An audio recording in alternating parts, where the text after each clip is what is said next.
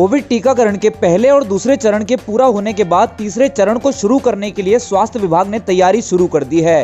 पूरे कुमाऊं में लगभग 35,000 स्वास्थ्य कर्मियों के साथ नैनीताल जिले में 9,809 स्वास्थ्य कर्मियों को टीका लगाया जाना है। वैक्सीनेशन की प्रक्रिया को शुरू करने से पहले एएनएम और आशाओं को घर घर भेजकर सर्वे कराया जा रहा है। साथ ही डेटा बैंक तैयार किया जा रहा है। रक्तचाप, कैंसर, हृदय रोग समेत अन्य गंभीर बीमारियों से ग्रस्त 50 वर्षीय और अधिक उम्र के लोगों का तीसरे चरण में टीकाकरण किया जाएगा। आशाओं द्वारा सर्वे में नाम के साथ पता, मोबाइल नंबर और लोगों की बीमारियों के बारे में पूछा जा रहा है। आशाएं लोगों के विवरण को रजिस्टर में दर्ज करके स्वास्थ्य विभाग को सौंप रही हैं।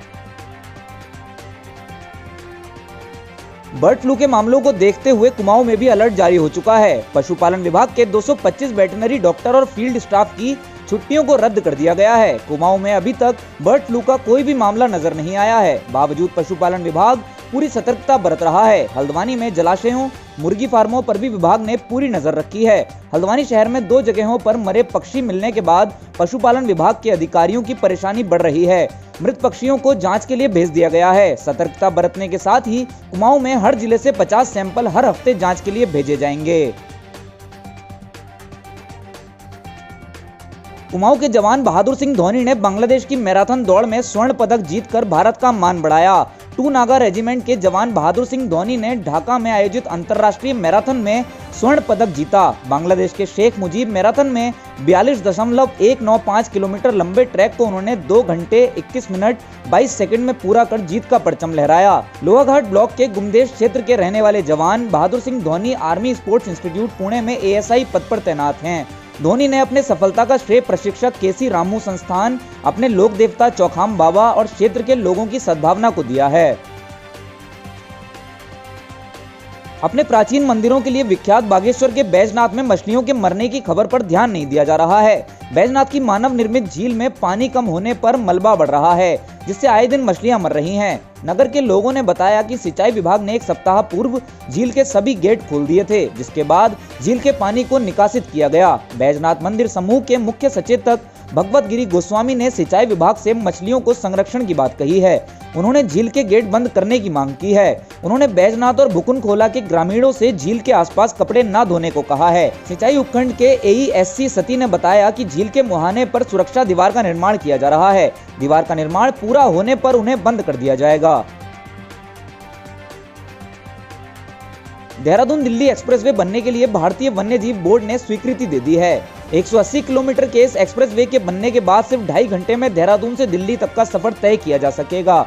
यह एक्सप्रेसवे दून से सहारनपुर, शामली, बागपत होते हुए दिल्ली से जुड़ेगा। मुख्य वन्यजीव प्रतिपालक जेएस सुहाग ने बताया कि हाल ही में भारतीय वन्यजीव बोर्ड की बैठक में इस परियोजना को मंजूरी मिली है।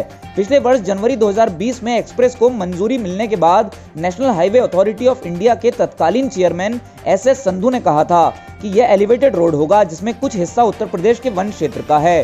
त्रिवेंद्र सिंह रावत से भारतीय वन्यजीव बोर्ड से सहमति लेने का आग्रह किया था, जिसके बाद 3 महीने में एक्सप्रेसवे का काम शुरू कर दिया जाएगा। बर्फ की फुहारों की आज से वीकेंड में पहाड़ की रानी मसूरी पर्यटकों की आवाजाही से खचाखच भरी रही। रविवार को अधिकांश होटलों में 70% कमरों की एडवांस बुकिंग देखने को मिली। कोरोना काल में भी मसूरी में विंटर टूरिस्ट सीजन अपने चरम पर है। पर्यटकों की आमद बढ़ने से library road, 0 point, picture palace, 4 दुकान मार्ग जैसी जगहों पर सुबह से शाम तक जाम की स्थिति बनी रही। पर्यटन से जुड़े व्यापारियों की माने तो सर्दियों में हिमपात नहीं होने के बावजूद इतने अधिक पर्यटक मसूरी में पहली बार आए हैं। क्रिसमस से लेकर अब तक पर्यटन व्यवसाय से जुड़े हर वर्ग के लोगों के काम में इजाफा आया है। देहरादून में एक दिन में 165 से ज्यादा कौओं की मौत हुई है। पक्षियों के सैंपल भारतीय पशु चिकित्सा अनुसंधान संस्थान बरेली जांच के लिए भेज दिए गए हैं। वन विभाग का कहना है कि जांच रिपोर्ट आने के बाद ही कौओं की मौत के सही कारणों का पता लगेगा। हालांकि संदेह है कि पक्षियों की मौत एवियन इन्फ्लुएंजा बर्ड फ्लू से हुई है।